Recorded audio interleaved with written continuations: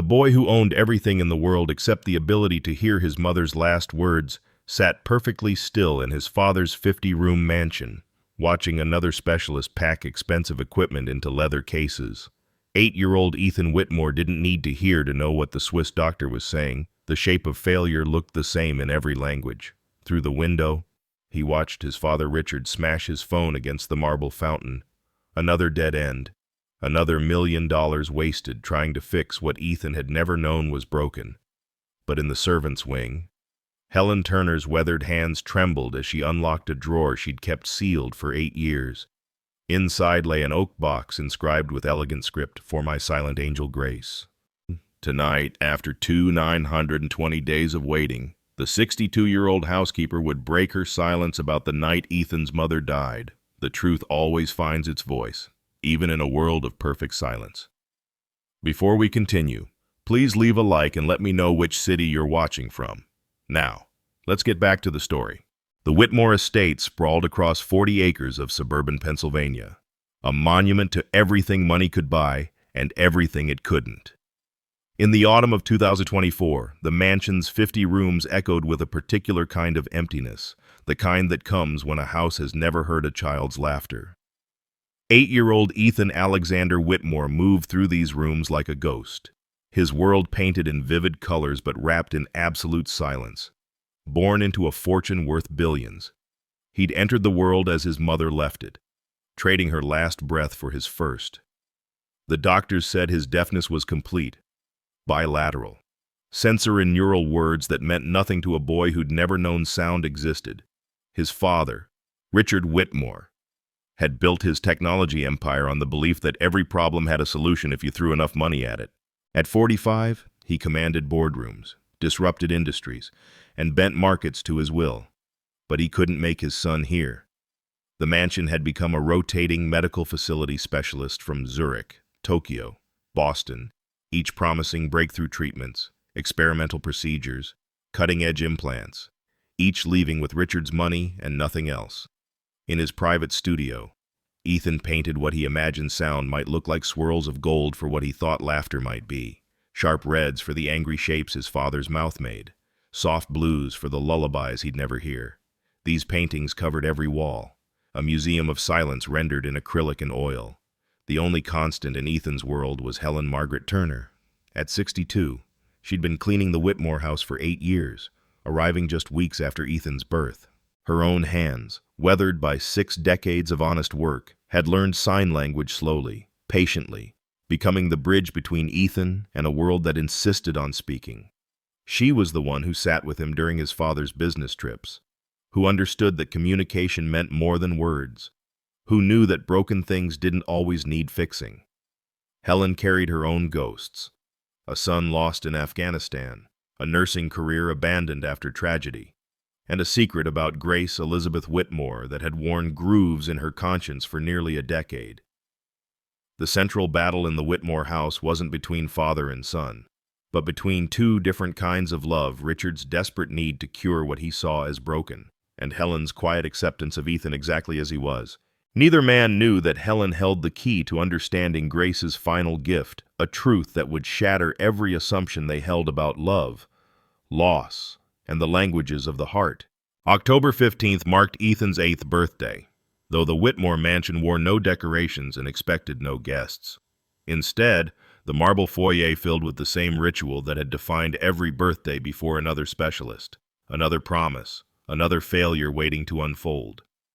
Dr. Heinrich Zimmermann had flown in from Switzerland, bringing revolutionary cochlear brainstem implant technology that had shown promise in similar cases. Richard had paid $2 million just for the consultation, clinging to hope like a drowning man to driftwood. But after 4 hours of tests, scans, and examinations, the verdict came with Swiss precision and American disappointment. "The auditory nerve damage is too complete," Zimmermann explained, his accent thick with sympathy Richard didn't want. "Even our most advanced procedures cannot create pathways that never existed." Bums. Richard's composure, carefully maintained through 43 previous rejections, finally shattered. The crash of medical equipment against Italian marble echoed through halls that had heard too many such defeats. "Get out!" he roared at the medical team, his voice raw. "All of you, take your useless machines and your empty promises and get out of my house." Ethan watched from the stairs, reading the familiar story in his father's body language, shoulders bent with defeat, fists clenched with rage, the way he turned away so his son wouldn't see him cry. The boy's hands moved in small, practiced signs that no one saw. "I'm sorry, Daddy." Helen Turner stood in the shadows of the servants' corridor, her heart breaking for both father and son. 8 years.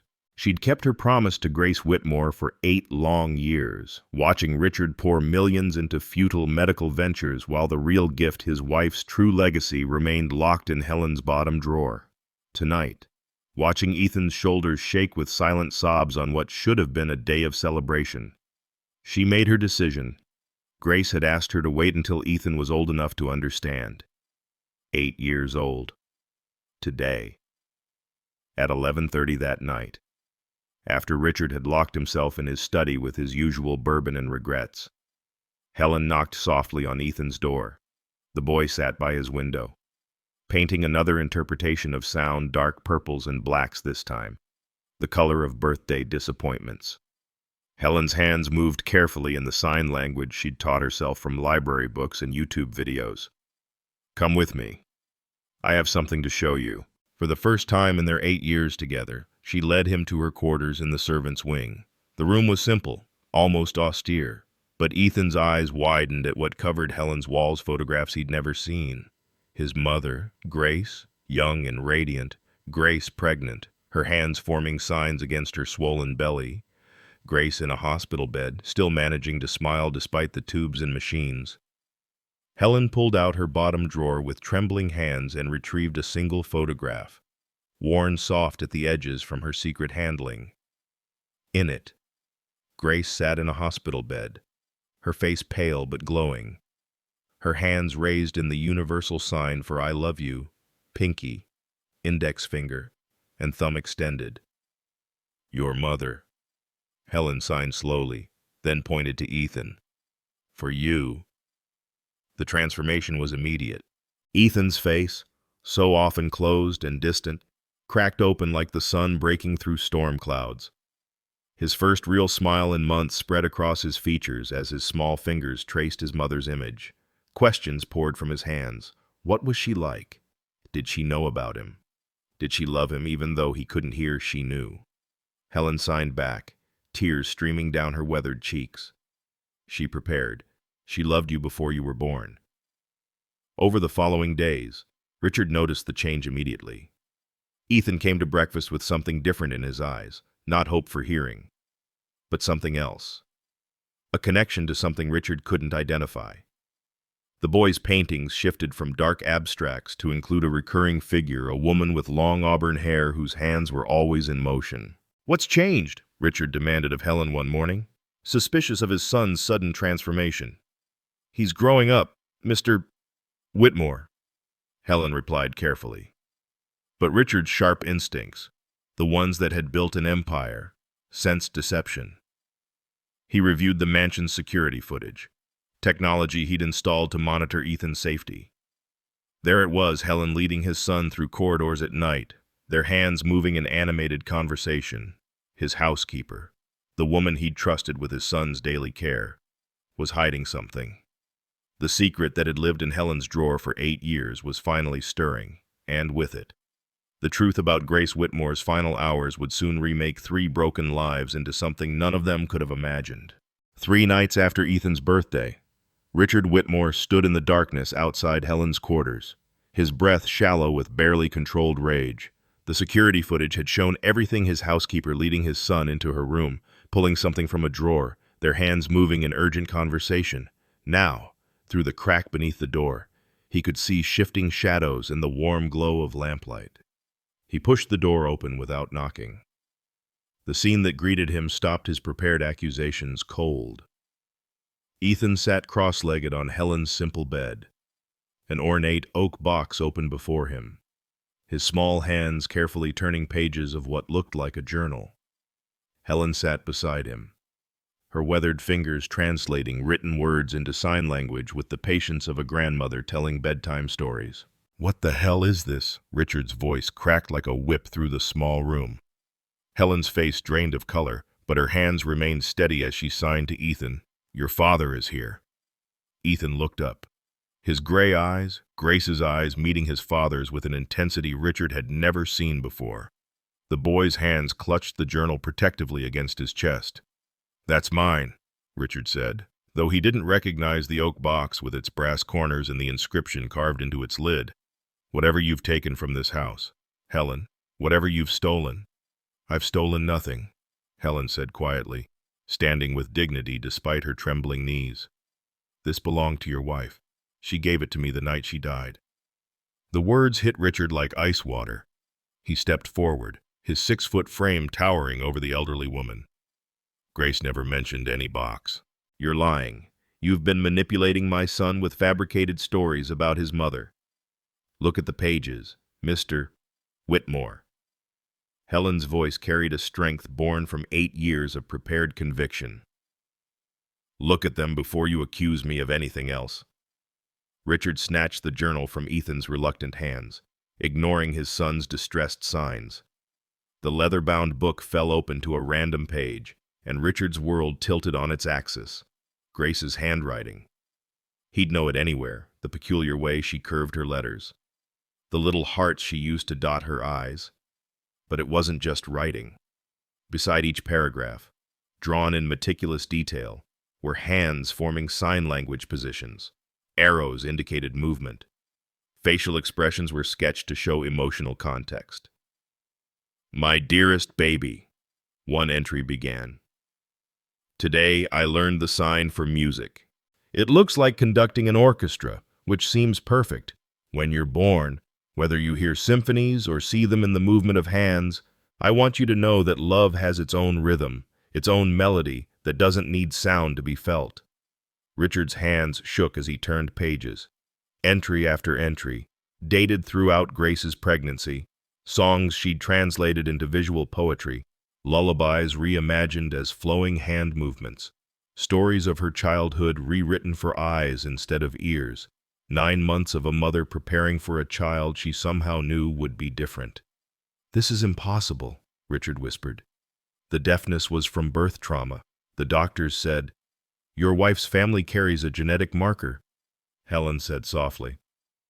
"Her grandmother was deaf, 2 cousins. She had herself tested at 12 weeks. There was a 70% chance. She never told me." The words came out broken, accusatory. "Because you would have tried to fix it," Helen replied, meeting his gaze steadily. "She knew you, Richard. Knew you'd spend the pregnancy searching for solutions instead of preparing for reality. So she prepared alone. She learned sign language. She wrote this journal. She made sure that when her child was born, there would be at least one parent ready to love him exactly as he was." Ethan had been watching the exchange, reading lips, following the emotional current between the adults. Now he stood, all 4 feet of 8-year-old determination, and physically placed himself between his father and Helen. His small hands moved with deliberate clarity. "Don't hurt her. She's showing me Mom." Richard had never seen his son assert himself this way, never seen such fierce protection in those gentle eyes. "I'm not going to hurt anyone." "Ethan?" he said aloud, forgetting the boy couldn't hear him. Helen translated, then added, "Your father is surprised. Sometimes surprises make people angry at first." "There are 237 pages, Richard said, his voice hollow as he continued scanning the journal. "Some entries are just to me. About me." His finger traced a passage where Grace had written about their first date, how Richard's intensity had both thrilled and worried her. "She knew she was dying, didn't she?" "The last 20 pages were written in the hospital," Helen confirmed. "After the complications started, she made me promise to wait until Ethan was old enough to understand. Today he's 8, the same age she was when she learned her first sign."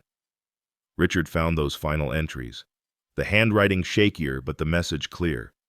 Grace had known, had spent her last hours not in fear or regret, but meticulously finishing her gift to her son. The final entry's sign language illustrations were drawn by a different hand cleaner, more precise. "I drew those," Helen admitted. She was too weak by then, but she insisted on completing every page. She directed my hand, made me practice until each sign was perfect. "You were there," Richard's voice cracked. "At the end, I was her nurse. We'd met months before in prenatal classes. She was the only expectant mother learning sign language, and I was the only nurse who knew it. My son—" Helen paused, steadying herself. "My son Michael was born deaf. He died in Afghanistan, serving as a military translator. When Grace learned this, she asked me to be her private nurse. Said it was fate." Richard sank onto Helen's single chair, the weight of 8 years of misdirected grief crushing him. "I've spent millions trying to cure him, while your wife spent 9 months making sure he'd never need to be cured," Helen said gently. Ethan moved to his father, small hands signing, "Can I keep reading about Mom?" For the first time in 8 years. Richard didn't think about what his son couldn't do. He saw what Ethan was, a boy desperate to know his mother, to understand where he came from, to feel connected to someone who had loved him before he drew breath. "The box," Richard said suddenly. "The inscription says, 'For my silent angel.' Grace called him that before he was born. She said silence wasn't empty," Helen replied. "She said it was full of all the things words couldn't express. That's why she chose the name Ethan. It means enduring. She knew he'd have to be strong in a world that would always see him as less than whole." Richard looked at the journal, at his son's hopeful face, at Helen's patient courage. "You've been translating this for him, teaching him about Grace. 3 pages so far," Helen said, "out of 237. At this rate, he'll be learning about his mother for years." "Years," Richard repeated. And for the first time, that didn't sound like a burden. It sounded like a gift. But even as understanding dawned, Richard's business instincts kicked in. "This is illegal. You realize? You kept my wife's property from me. You could have told me years ago. I made a promise to a dying woman." Helen interrupted, steel in her voice. "I've cleaned your toilets and washed your floors for 8 years to keep that promise. You want to call the police? Go ahead. But ask yourself what Grace would want. Ask yourself why she trusted her journal to the housekeeper instead of her husband." The truth hung in the air like a blade, cutting through 8 years of assumptions and mistakes. Richard Whitmore, who commanded boardrooms and bent industries to his will, sat in his housekeeper's modest room, surrounded by pictures of the wife he'd lost and the son he'd never truly seen, holding a journal that proved Grace had known exactly who they both were. Helen Margaret Turner had never intended to become part of the Whitmore family story. At 54, she'd been rebuilding her life from ashes when she first answered the classified ad for a housekeeper position. The prestigious address had meant nothing to her. Then she only knew she needed work, needed purpose, needed to fill the devastating void left by her son Michael's death in Afghanistan. Michael had been born deaf in 1982, back when doctors still recommended institutions and specialists still whispered words like handicapped and limited potential. Helen had raised him alone after his father walked out, unable to handle what he called a defective child. She'd learned sign language from library books, fought school boards for accommodation, worked 3 jobs to pay for therapies the insurance wouldn't cover. And she'd watched her beautiful boy grow into a brilliant man who spoke 4 languages through his hands and saw the world with a clarity that hearing people often missed. When the army recruited him as a translator for deaf Afghan children in Kabul, children traumatized by war who couldn't hear the bombs but felt them in their bones, Michael had seen it as destiny. "Mom," he'd signed to her the night before deployment, "I can be the bridge between worlds. Isn't that what you always taught me to be?" The IED that killed him in 2015 had taken 4 other soldiers. Helen received a folded flag, a Purple Heart, and a letter from his commanding officer saying Michael had died protecting a school for deaf children. The bitter irony wasn't lost on her. Her son, who'd never heard sound, had died from an explosion he'd never heard coming. She'd left her nursing career after that, unable to bear the hospital's constant reminder of life and death decisions. For 6 months, she'd barely left her apartment, living on Michael's death benefits and wondering what purpose remained for a mother without her child. Then came the ad for the Whitmore position. She'd almost not applied when she learned about baby Ethan's condition. The universe seemed cruelly cyclical, placing another deaf child in her path, but something Michael's voice in her memory perhaps had pushed her to that interview. "The thing is," Richard Whitmore had said that first day, desperate and disheveled despite his tailored suit, "I don't need a housekeeper as much as I need someone who won't look at my son with pity. The last 3 quit because they found him too challenging to work around." "Deaf children aren't challenging," Helen had replied firmly. "They're just children. The world is challenging for not knowing how to meet them where they are."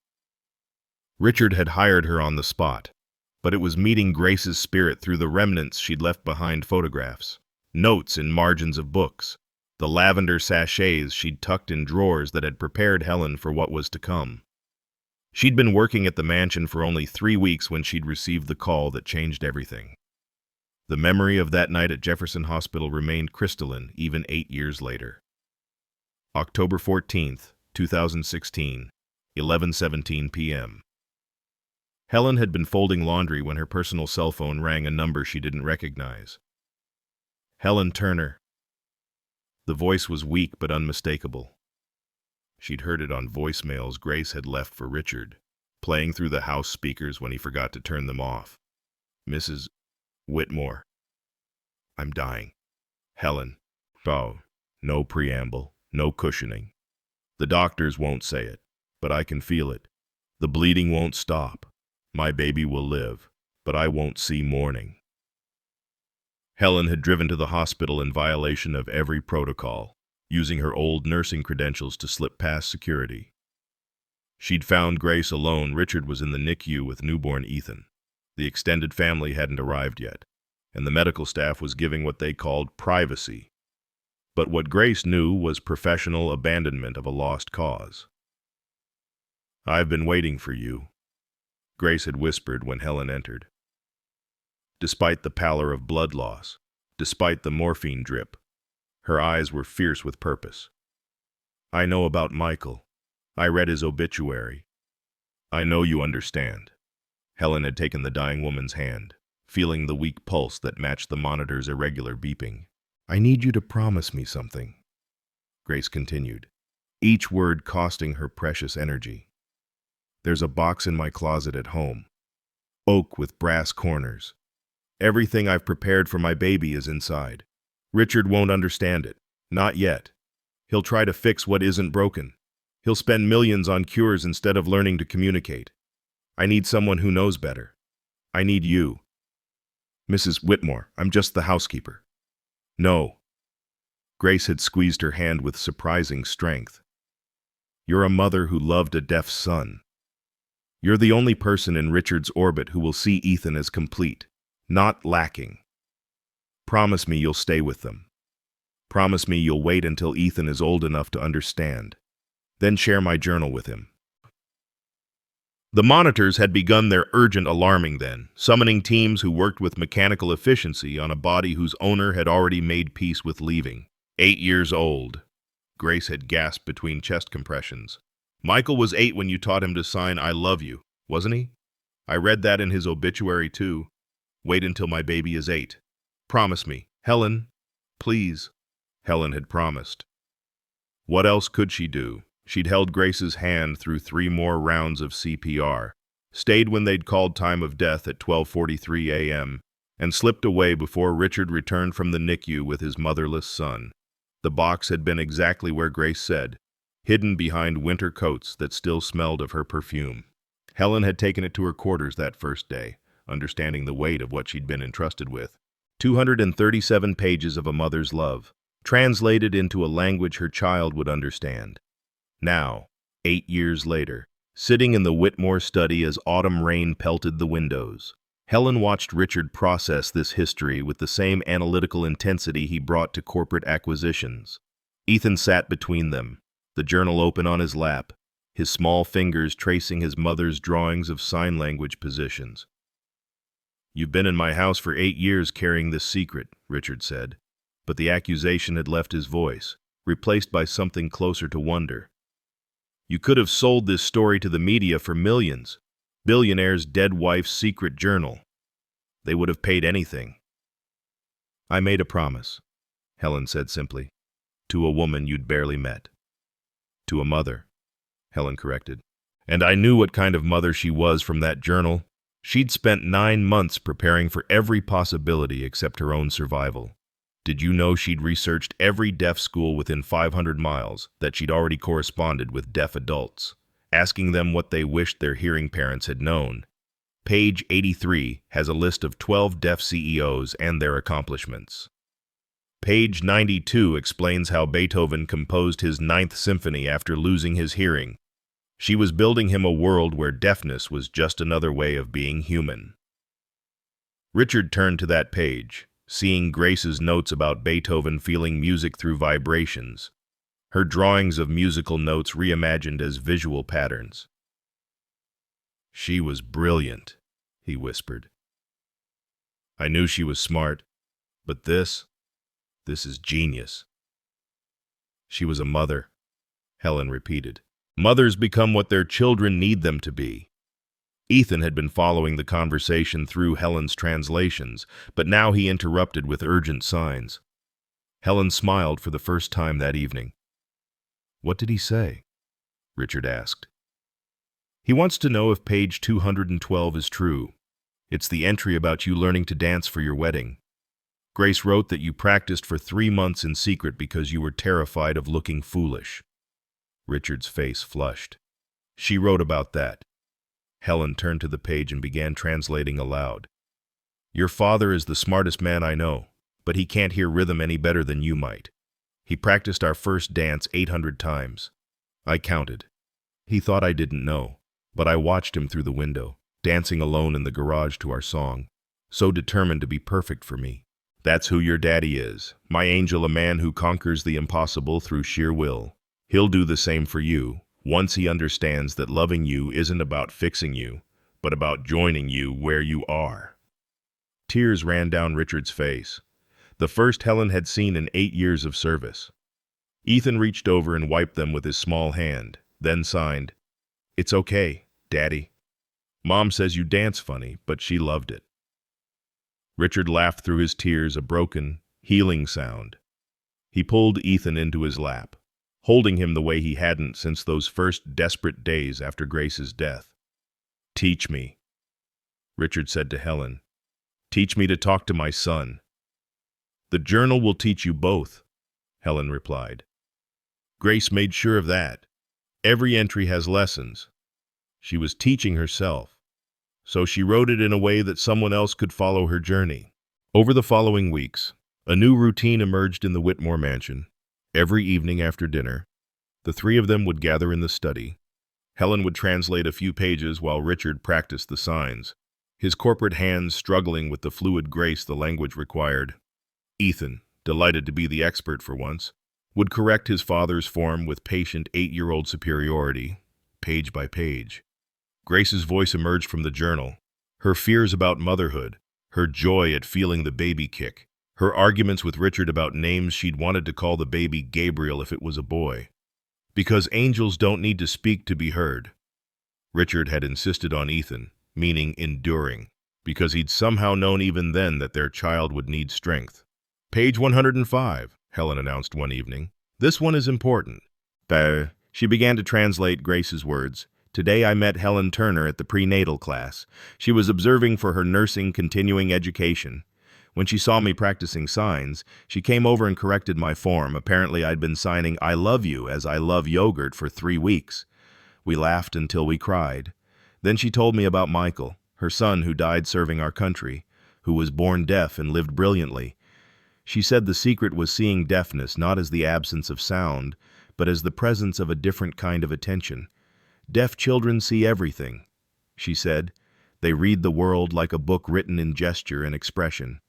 I think God sent her to me. I think she's supposed to be part of our story. Richard looked at Helen with new understanding. She chose you before she even knew she was dying. She chose me to choose Ethan, Helen corrected. Every day for 8 years, When you were traveling for business or locked in your study with your grief, I chose to stay, not for the salary or the job, but because I'd made a promise, and because—" She paused, vulnerability crossing her weathered features. "Because Ethan gave me purpose again, a reason to keep going after Michael." "He's lucky to have you," Richard said quietly.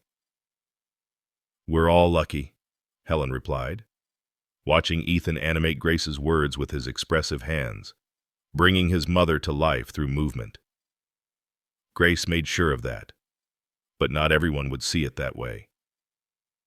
3 days later, a silver Mercedes pulled into the Whitmore driveway, carrying 2 women who would challenge every assumption about family, loyalty, and the rights of blood versus the rights of love. Patricia and Margaret Hendricks, Grace's older sisters, had come to claim what they believed was theirs, not just the journal, but the boy himself. The controversy that had been simmering in legal documents and bitter family history was about to explode into a battle that would test the bonds Helen, Richard, and Ethan had just begun to forge.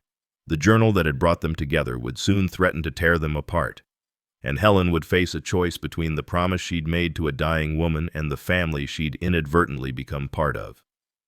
The peaceful evenings of translation and connection were about to end, replaced by accusations, legal threats, and questions about who had the right to shape Ethan's understanding of his mother. In the study that night, unaware of the storm approaching, Ethan signed to Helen, "Will you stay with us forever?" Helen's hands hesitated before responding, "As long as you need me." She didn't know then that need would soon be redefined by lawyers, judges, and family members who'd been absent for 8 years, but suddenly claimed the moral high ground. The journal Grace had meant as a gift would become evidence. The translations Helen had provided would be called manipulation, and Ethan would once again become a problem to be solved rather than a child to be loved. But that was tomorrow's battle. Tonight, in the gentle light of the study, a billionaire learned to sign butterfly because his wife had written that their baby's kicks felt like wings against her ribs, and a housekeeper continued her sacred duty of bringing a dead woman's words to life for the son she'd never hold. Grace had been right about one thing: Helen Turner was meant to be part of their story. What Grace hadn't foreseen was how much that story would cost all of them before it found its ending. Patricia Hendricks stepped out of the Mercedes wearing the kind of severe black suit that suggested she'd dressed for war, not a family visit. Her younger sister Margaret followed, clutching a leather portfolio that undoubtedly contained legal documents. They hadn't been to the Whitmore estate since Grace's funeral 8 years ago, but they walked toward the front door with the confidence of people who believed blood entitled them to ownership. Richard opened the door himself, having dismissed the staff when he'd seen the car approach. He recognized the predatory precision in Patricia's stride. He'd seen it in corporate takeover attempts. "Richard," Patricia said, her voice carrying the false warmth of a practiced litigator. She was 53, a senior partner at Hendricks, Cromwell and Associates, specializing in estate law. "We need to discuss the situation with Grace's journal." "What journal?" Richard's response was measured, though his pulse quickened. Margaret, 48, and softer than her sister but no less determined, spoke up. "Don't insult our intelligence. We know the housekeeper has been showing Ethan private family documents. Our mother's friend saw them at the coffee shop last week. Ethan was crying over some papers while that woman was making hand gestures at him." They'd taken Ethan to a cafe to practice signing in public. Helen had translated a page about Grace's first ultrasound, how she'd cried seeing the heartbeat, knowing her baby was alive and perfect. Ethan had been overwhelmed, and Helen had comforted him. Someone had watched. Someone had reported back. "Helen," Richard called, not moving from the doorway, "please bring Ethan to the living room, and bring the journal." The sisters exchanged satisfied glances as they entered the marble foyer. Patricia's eyes catalogued the wealth displayed in every surface: the Monet in the entrance, the Venetian chandelier, the Persian rugs that cost more than most people's houses. This was what they'd expected to inherit, at least partially, before Grace had died, leaving everything to Richard and Ethan. In the living room, Helen entered with Ethan, the oak box carried carefully in her arms. The boy's eyes were wary, reading the tension in the adult's body language with the hyper-awareness that deaf children developed early. He signed quickly to Helen. "Who are they?" "Your aunts." Helen signed back, finger-spelling their names. Patricia's lip curled. How appropriate that the help has taught him to communicate in gestures rather than getting him proper medical attention. "Sign language is a complete language," Richard said coldly. "Not gestures." "If you'd gotten him cochlear implants early enough," Margaret began. "They don't work for his type of deafness." Richard interrupted. "We've tried everything." "Everything except accepting reality, apparently," Patricia said, her attention fixed on the oak box. "That belongs to our family. Grace had no right to give family heirlooms to strangers." "I'm not a stranger," Helen said quietly. "I was her friend." Patricia laughed, sharp and dismissive. "You were the help. You took advantage of a dying woman's vulnerability. Probably convinced her you were some kind of surrogate family when her real family was... Where were you?" The question came from Richard, soft but deadly. "Where were you when Grace was pregnant, when she was scared, when she was dying?" "We had a disagreement," Margaret said defensively. "Grace made choices we couldn't support." "You mean she chose to keep her baby even knowing he might be deaf?" Helen said, understanding flooding through her. The room went silent except for the grandfather clock's ticking. Ethan watched everyone's faces, his artist's eye catching every micro-expression. Patricia recovered first, her lawyer's training kicking in. "Our position was that Grace should consider all options when the genetic testing showed abnormalities. That's not a crime. What is potentially criminal is theft of property, undue influence on a dying woman, and what could be construed as kidnapping, taking a minor child without parental permission to share stolen documents." "You want to arrest Helen?" Richard's voice was dangerously quiet. "We want what's right." Margaret said, "That journal contains our family history, our mother's recipes, our grandmother's stories. It belongs with blood family, not with someone who coincidentally positioned herself to profit from our sister's death." "Profit." Helen's composure finally cracked. "I've cleaned toilets for 8 years. I've spent every evening teaching myself better sign language so I could communicate with Ethan. I've held him through nightmares when Mr. Whitmore was traveling. Where exactly is my profit?" "The will," Patricia said smoothly.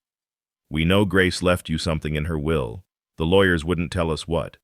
But we know there was a codicil added the day she died." "Rather convenient, wouldn't you say?"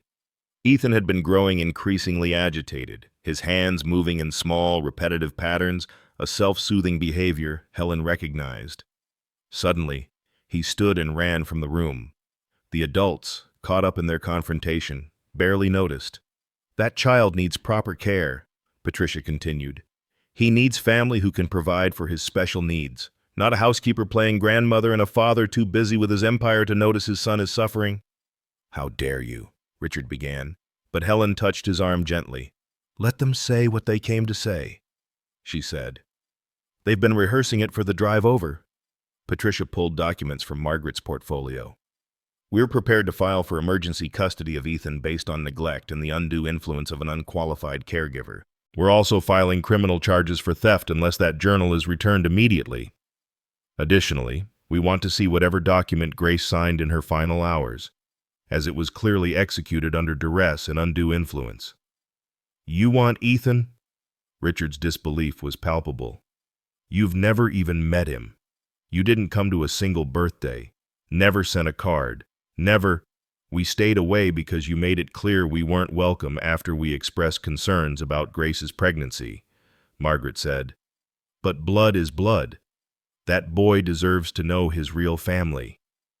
Helen stood slowly, her 62 years showing in the careful movement. "I need to check on Ethan." "Sit down," Patricia commanded. "We're not done here." But Helen was already moving toward the door when they heard it music, loud and discordant, echoing from the studio wing. Not music, exactly, but the sound of paint cans being thrown, of brushes beating against canvas in rhythm. They found Ethan in his studio, surrounded by chaos that was becoming creation. He'd pulled down every painting from the walls, arranged them in a massive circle on the floor. In the center, he was working on a new piece, larger than anything he'd attempted before. His hands moved between painting and signing, as if conducting both art and language simultaneously. The image emerging was Grace, not from a photograph, but from the journal's descriptions of how she'd imagined herself in Ethan's eyes. She was made of words, literally, her hair flowing sentences from the journal, her dress composed of signed letters, her hands frozen in "I love you." Around her, Ethan was painting the signs he'd learned: butterfly, music, heartbeat, angel, enduring.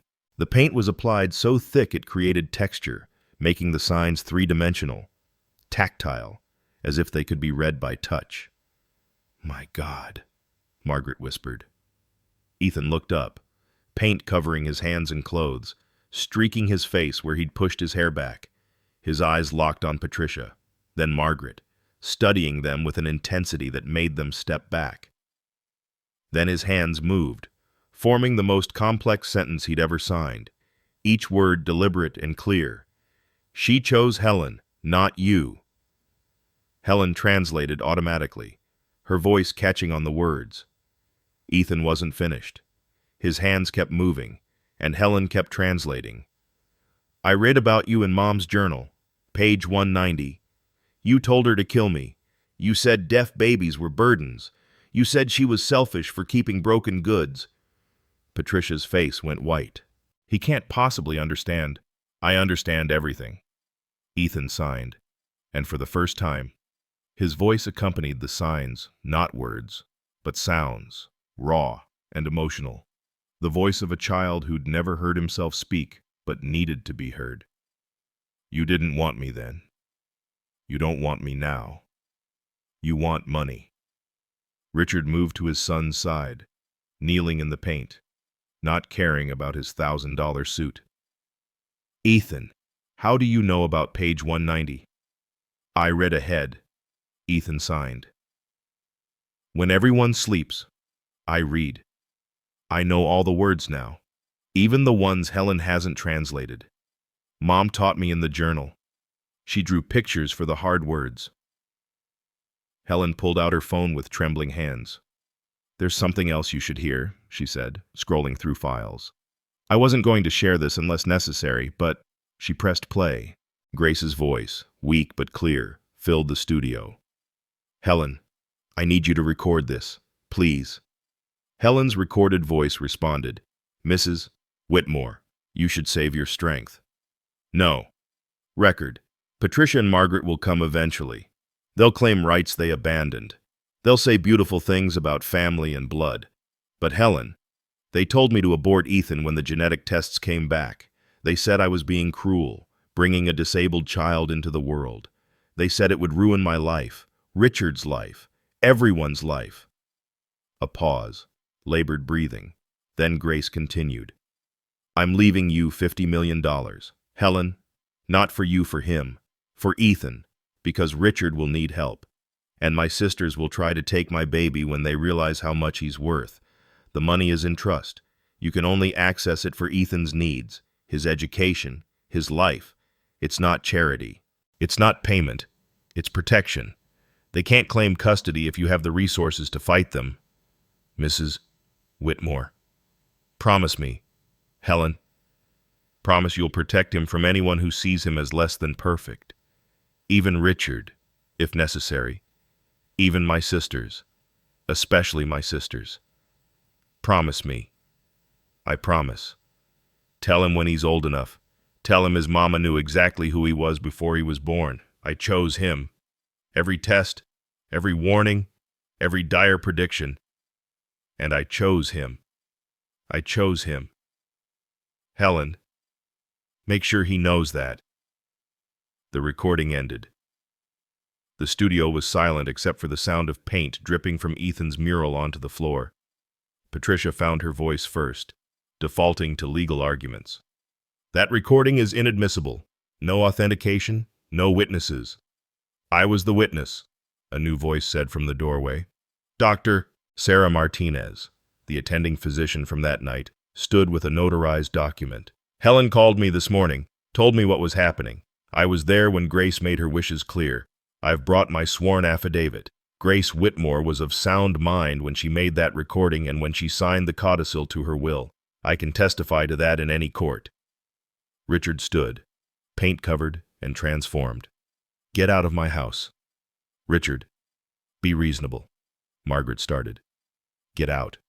If you file any papers, make any claims, or come near my son again, I'll use every dollar I have to destroy you.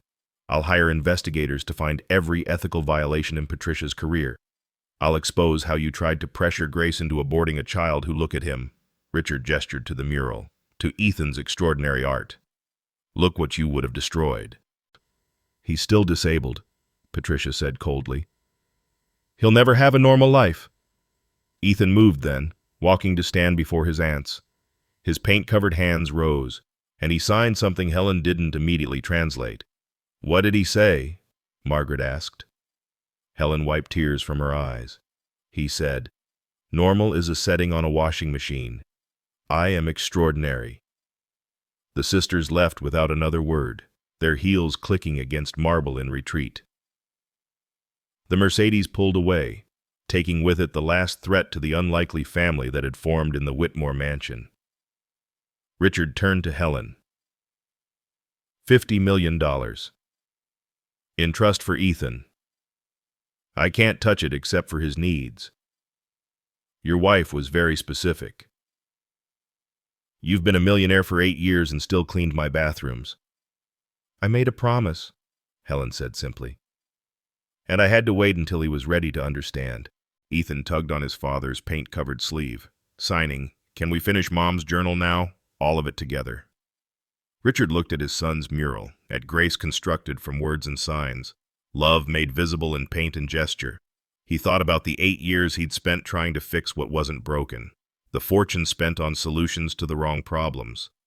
"Yes," he said, and Helen translated his next words as he spoke them. "We'll read every word. And then I want you to teach me to paint what I hear when you sign, because you're right. Ethan, you are extraordinary." The late afternoon sun slanted through the studio windows, illuminating the mural that would later become the centerpiece of Ethan's first exhibition.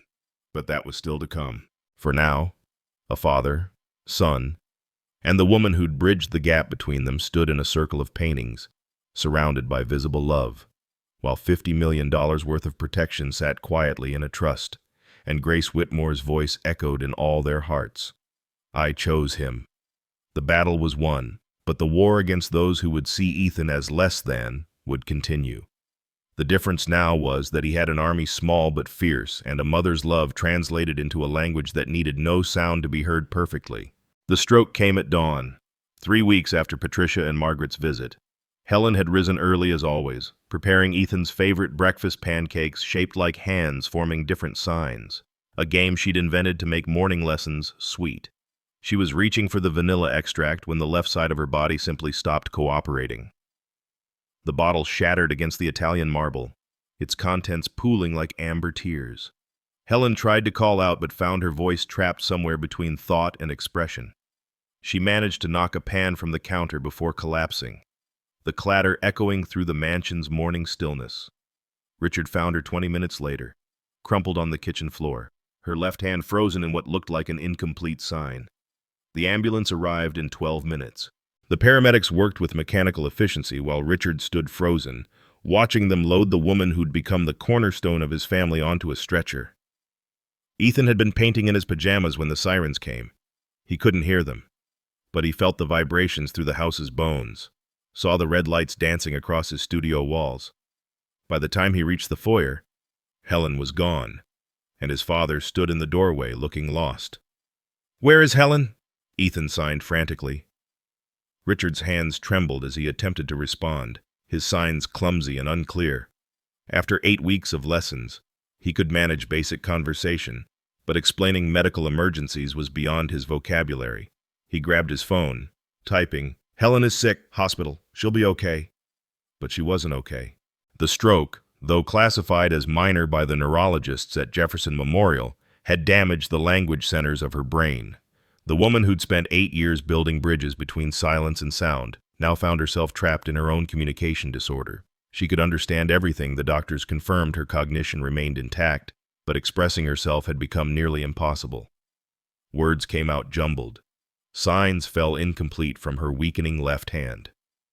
Aphasia, Dr. Martinez explained to Richard in the hospital corridor. It's common after strokes affecting Broca's area. With therapy, she might recover some function, but when can she come home? Richard interrupted. Mr. Whitmore, she'll need extensive rehabilitation, weeks, possibly months, and even then, she may never fully recover her ability to communicate. The irony was brutal. Helen, who'd given Ethan language, had lost her own. Without Helen, the Whitmore mansion became a theater of miscommunication.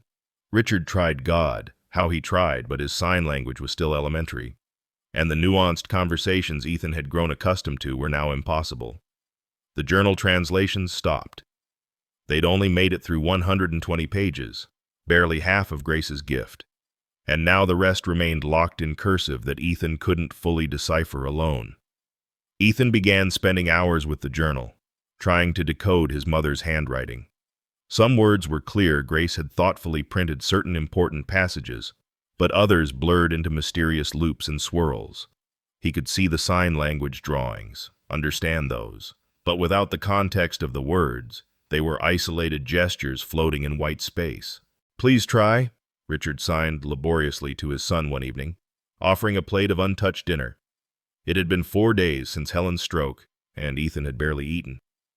"Not hungry," Ethan signed back, his movements sharp with frustration. "Helen would want you to eat." "Helen would be here." Ethan's signs were aggressive, his face twisted with an anger Richard had never seen. "You sent her away. She's sick. Hospital helping her. You didn't protect her." The accusation in Ethan's signs was clear even to Richard's unpracticed eye. "Mom trusted her to us, and you let her break." Richard wanted to explain that strokes weren't anyone's fault, that stress was cumulative, that Helen was receiving the best care money could buy. But he didn't have the signs for any of that. He was a billionaire who couldn't afford the words his son needed to hear. On day 7, Patricia and Margaret struck. The injunction arrived by courier, a thick document that turned Richard's blood to ice water. Emergency custody evaluation, allegations of neglect, claims that an untrained, uncertified caregiver had been given unlimited access to a special needs child. Accusations that said caregiver had isolated the child from extended family while potentially grooming him for financial exploitation.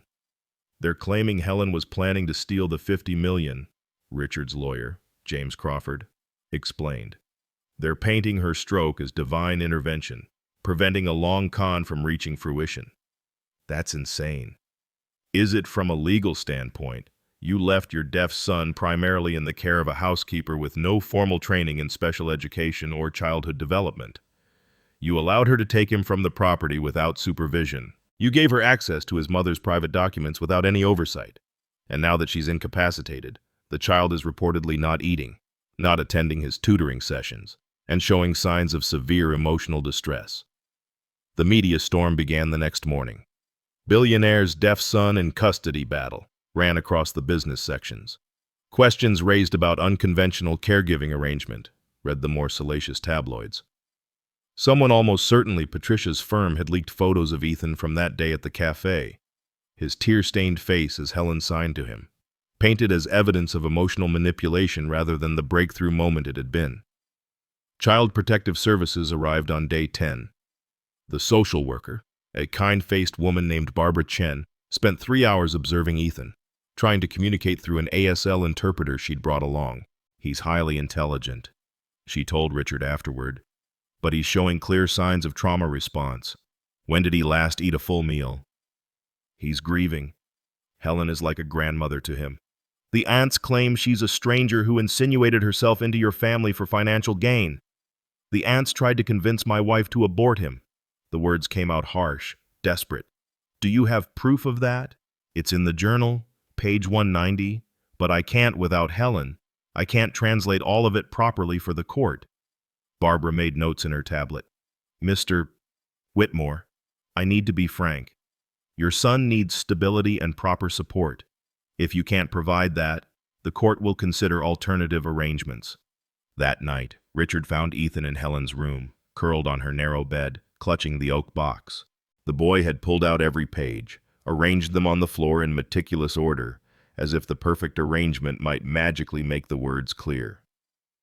"We need help." Richard signed simply. Ethan looked up. His gray eyes, Grace's eyes hollow with exhaustion and grief. "Helen is help. Helen is sick. Then we're alone." The sign for alone was particularly brutal in its simplicity, a single finger, circling an empty space. Richard made a decision that would have horrified him months ago. He pulled out his phone and typed a message, showing it to Ethan. "I'm going to call every deaf organization in the state. We'll find someone who can read the journal to us. Mom's words won't stay silent." But Ethan shook his head. Signing. "Not the same. Helen knows us. Strangers won't understand." The custody evaluation was scheduled for 2 weeks out. Richard hired 3 ASL interpreters, rotating them through the house, but Ethan refused to engage with any of them. He'd sit in sessions, hands still, eyes fixed on paintings of sound he no longer bothered to create. The interpreters translated the world around him, but he'd stopped participating in it. Dr. Amanda Foster, the child psychologist assigned to the case, delivered her preliminary assessment with clinical detachment. "Ethan is experiencing selective mutism, or rather, selective non-signing. It's a trauma response. He's essentially shut down all communication except for basic needs. He was fine before his primary attachment figure was suddenly removed.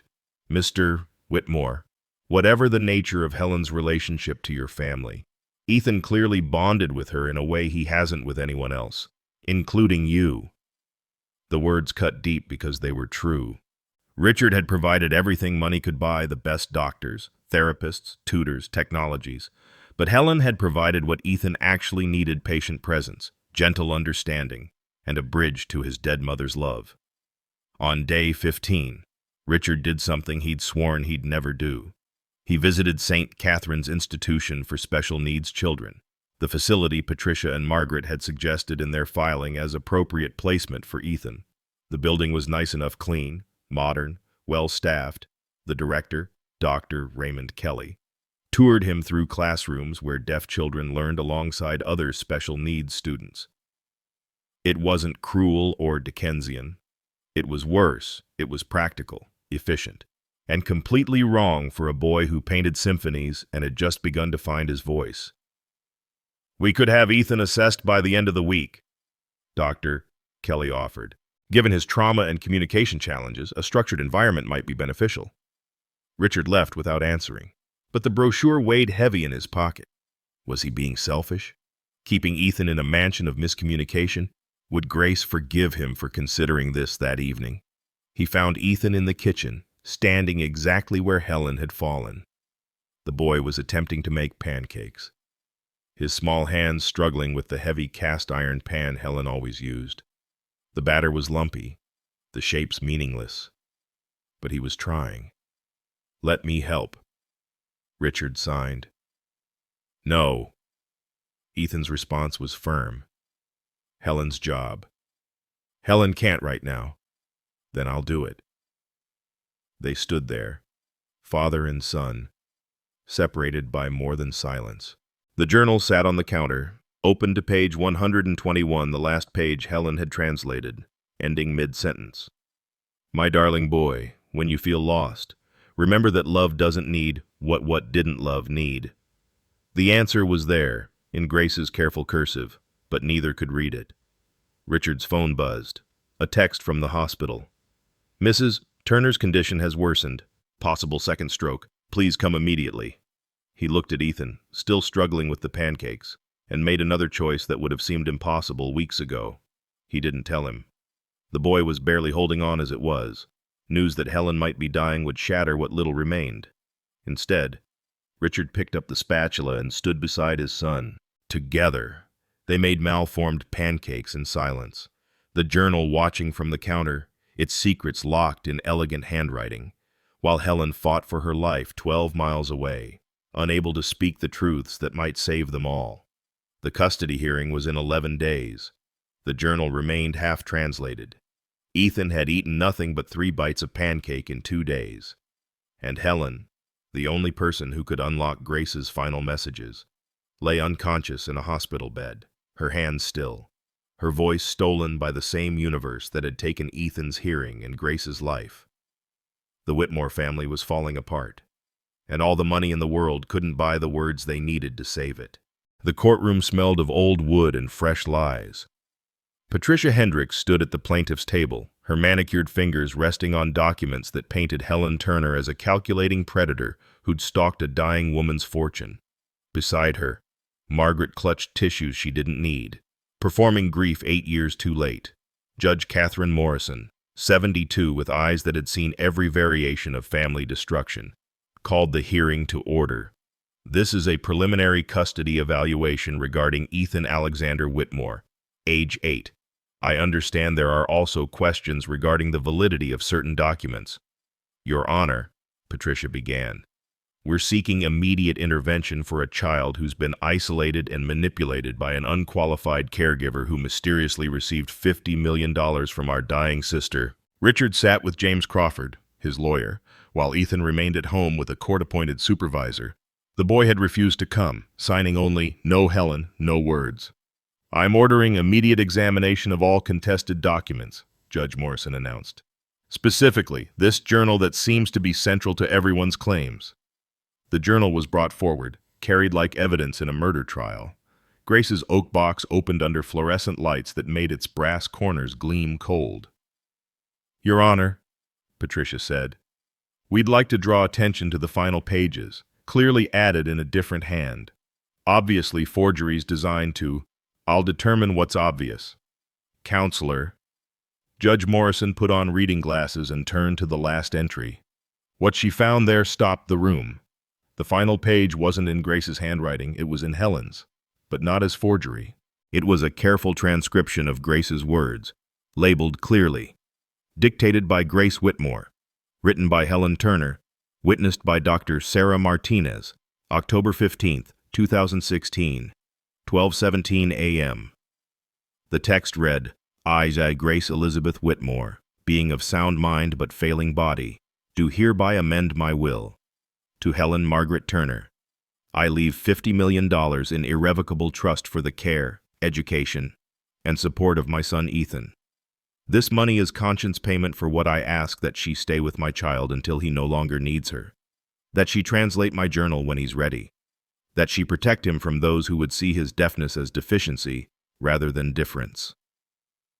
Below that, Grace had managed to sign her name shaky but unmistakable. Dr. Martinez's signature followed, with her medical license number, but it was the postscript, squeezed in at the bottom in Grace's own deteriorating handwriting, that changed everything. Patricia and Margaret, you abandoned me when I chose my son over your comfort. You're reading this because you've come for money or control. Know this, Helen Turner was more sister to me in 3 months than you were in 30 years. She sees Ethan as I do, perfect in his silence. The money isn't payment. It's protection. From you. Judge Morrison looked up. Ms. Hendricks. Were you aware of this postscript? Patricia's composure cracked. That's not. Grace wasn't thinking clearly. Dr. Martinez, the judge called to the witness stand. You were present for this dictation. Sarah Martinez, now chief of obstetrics at Jefferson Memorial, took the stand. I was, Your Honor. Grace Whitmore was receiving palliative care, but her mind was clear. She insisted on adding that postscript herself. Despite the physical pain of writing, she said, quote, "They'll come for him eventually. They always come for money." This is ridiculous, Margaret burst out. We're her sisters. We have rights. You had responsibilities. Dr. Martinez interrupted. Where were you during her pregnancy, when she was scared about the genetic markers, when she spent 9 months preparing for a deaf child while you called her selfish for not terminating? The court recorder's fingers flew over keys, capturing every word. Richard's phone vibrated, a text from the hospital that made his heart stop. Then race. Helen Turner conscious, attempting communication. He showed the message to his lawyer, who immediately addressed the judge. Your Honor, Helen Turner has regained consciousness. We request a recess to determine if she can provide testimony. Granted. 2-hour recess? Richard had never driven so fast legally. He found Helen propped up in her hospital bed, a whiteboard in her lap. Her left side remained weak, but her right hand clutched a marker with desperate determination. When she saw Richard, she immediately began writing. The letters came out broken, dyslexic, but readable. Ethan, okay. He needs you, Richard said simply. Helen's face crumpled. She wrote, can't talk, can't sign. But you can write. That's enough. She shook her head, then wrote slowly, Grace Journal, page 237. The last page, we have it in court. Helen shook her head more vigorously. Wrote under back cover. Richard called James, who was still at the courthouse. 20 minutes later, the lawyer called back, breathless. There was a sealed envelope under the back end paper. No one noticed it before. What's in it? A letter from Grace to her sisters. And Richard, there's a video file reference, a cloud storage link and password. The video was Grace. 3 days before giving birth, sitting in her nursery, the one she'd decorated with visual music notes and signing hands. She looked directly at the camera. Patricia, Margaret, if you're watching this, it means you've done exactly what I expected, waited until I was gone to claim rights over my child. Let me be clear, I choose Helen Turner as my son's guardian angel, not because she's perfect, but because she understands something you never did. Love isn't about fixing what's different. It's about celebrating it. The video continued for 12 minutes.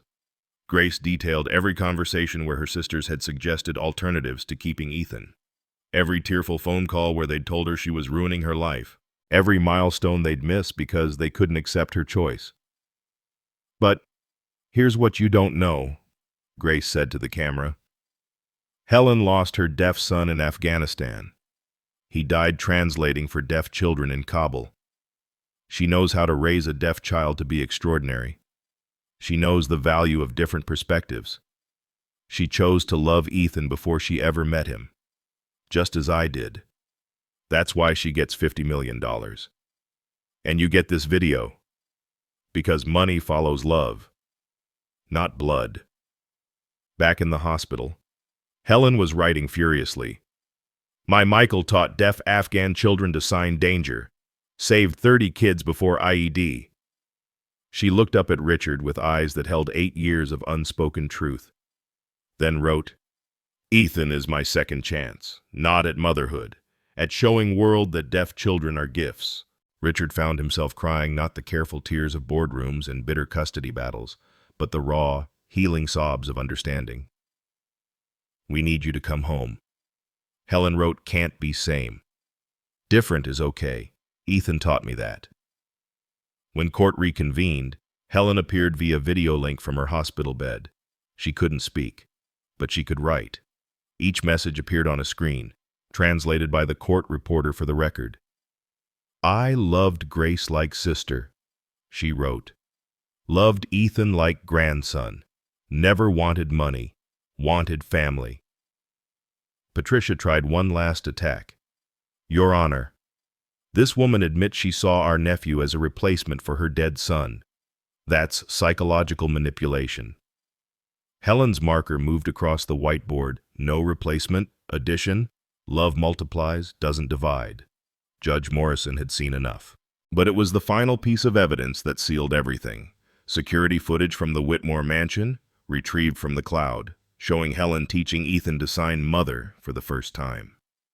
The joy on the boy's face when he understood he could name what he'd lost. Helen's tears as she guided his small fingers. Ms. Hendricks, Mrs. Thompson. The judge addressed the sisters. I've reviewed all evidence, including Grace Whitmore's video testimony, Helen Turner's documented care of Ethan, and most importantly, the child's clear attachment to both Ms. Turner and his father. Your petition is denied. Furthermore, I'm placing a restraining order preventing you from contacting the family without court supervision. But, additionally, I'm recommending the Bar Association review your conduct, Ms. Hendricks, in using your legal expertise to harass a grieving family. The courtroom cleared, but Richard remained, staring at the journal. All this time, he'd been reading it as instructions for raising Ethan. But Grace had been teaching him something else, how to recognize love when it didn't look like what you expected. He drove back to the hospital, where Helen was teaching herself to write with her left hand, determined to regain what she'd lost. "The journal," Richard said. "We still have half to translate." Helen smiled, crooked from the stroke, but genuine, and wrote, "Ethan can help. He knows more than he shows. Like his mother. Like all of us." Helen wrote, then added, "Family doesn't need perfect words, needs perfect love." That evening, Richard brought Ethan to the hospital. The boy flew into Helen's room and climbed onto her bed, his hands moving so fast Helen had to slow him down with her good hand. She couldn't sign back properly, but she could guide his hands to her whiteboard, where she wrote responses. "You came back," Ethan signed. "Always," Helen wrote. "Can you come home? Soon, but different?" Ethan studied her face, the slight droop on the left side, the way her left hand curled inward. Then he signed something that made both adults cry. "Different is beautiful." Mom wrote that on page 200. They'd thought he couldn't read the cursive, but Ethan had been teaching himself, letter by letter, word by word, driven by the need to know his mother. Love had been his decoder ring. The truth hadn't arrived all at once. It had come in pieces, a video here, a letter there, a child's determination to understand. But assembled together, it painted a picture none of them had expected, a family built not from blood or money or perfect communication, but from the choice to stay, to try, to translate love into whatever language worked. 6 months later, the Whitmore Museum of Contemporary Art hosted its youngest artist ever. Conversations with Mom opened on a Thursday evening in April. The gallery transformed into a visual symphony of love translated through paint and sign. Ethan, now 9, stood beside his largest piece, a portrait of Grace made entirely from the sign language illustrations in her journal, her face emerging from hundreds of tiny hands frozen in words of love. Helen rolled beside him in her wheelchair, her recovery plateaued but stable. She could walk short distances with a cane, but for events like this, she conserved her energy. Her right hand held the exhibition program, which she'd insisted on writing herself despite the effort it took. Her left hand, though weakened, could now form basic signs enough to tell Ethan proud and love whenever he looked her way. Richard stood on Ethan's other side, his hands moving fluently as he signed to arriving guests, explaining his son's artistic process in ASL that had become second nature. The man who'd once spent millions trying to cure deafness now served as board president of the Grace's Voice Foundation, which had opened centers in 12 cities, providing free sign language education to families with deaf children. "Mr. Whitmore." A nervous voice interrupted. Richard turned to find a couple in their 30s, the woman holding a 2-year-old girl whose hearing aids couldn't hide her curious eyes, tracking every movement.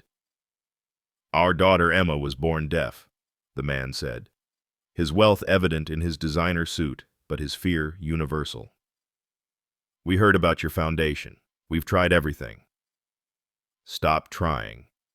Ethan signed, and Richard translated. "Start learning." The little girl watched Ethan's hands with fascination. He knelt to her level and signed slowly, "Hello, beautiful." She giggled, her tiny hands attempting to copy him. Helen wrote on her tablet, showing it to the couple, "Deaf children don't need to be fixed. They need to be seen." Over the following hour, Ethan taught Emma her first signs: art, family, love, while her parents watched in wonder. This billionaire's son, once isolated in silence, had become a bridge between worlds.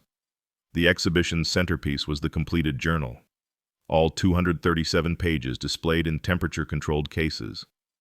But the final wall held something new. Ethan's letter to future deaf children, painted in visual poetry. "Your silence is not empty. It's full of colors others can't see, movements others miss, truths others can't speak. You are not broken.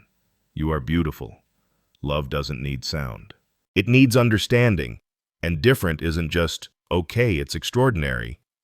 As the evening ended, Richard, Helen, and Ethan stood together before Grace's portrait. Their hands rose simultaneously, forming the sign for family fingers interlocked. Unbreakable. Complete. I need to tell you something about this story. Something I've learned from watching the Whitmores rebuild their lives. We spend so much time trying to fix what we think is broken that we miss what's already whole. Richard poured millions into trying to make Ethan hear, when what his son needed was someone to see him, truly see him as complete. Helen understood this. Maybe because she'd already lost one deaf son. She knew that the real disability isn't in the body but in our failure to connect across differences. She cleaned houses for 8 years, not for the hidden millions, but for the privilege of keeping a promise to a dying mother who trusted her with everything.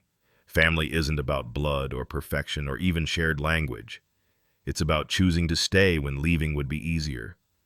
It's about learning new ways to say I love you when the old ways don't work anymore. Grace knew this when she prepared for a child the world would call disabled.